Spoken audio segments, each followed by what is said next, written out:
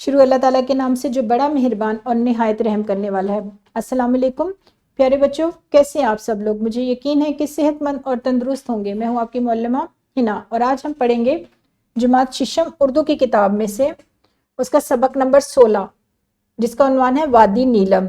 बच्चों इस सबक का हम तारुफ पढ़ेंगे। हमारे आज के सबक के कुल हासिलात ताल्लुम ये हैं। अब हम इनकी तकसीम देखेंगे। सबक नंबर 16 के पहले रोज़ बच्चों आप सीखेंगे वाहिद जमा के हवाले से गलत फिक्रात की दुरुस्ती और इसके साथ साथ आप सीखेंगे अरबी कवायद के मुताबिक वाहिद जमा की पहचान और इस्तेमाल।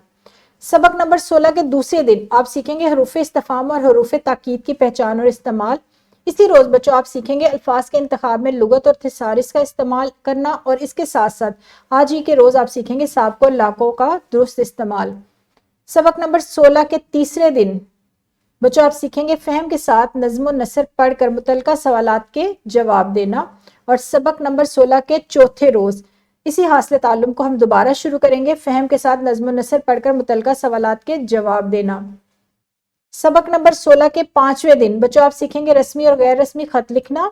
और सबक नंबर 16 के छठे रोज़ आप सीखेंगे उन्वान और आगाज की मदद से कम अज कम 175 अल्फाज पर मुश्तमिल कहानी लिखना। जी बच्चों, हमारा ये वाला सबक आने वाले 6 रोज तक जारी रहेगा। रोज एक नया मौजू हम सीखेंगे, रोज एक नए मौजू पर बात होगी। कल इस सबक के पहले हिस्से में हमारी मुलाकात होगी एक नई वीडियो में। तब तक बच्चों आपने क्या करना है, अपना बहुत सारा ख्याल रखना है। खुदा हाफिज, शुक्रिया।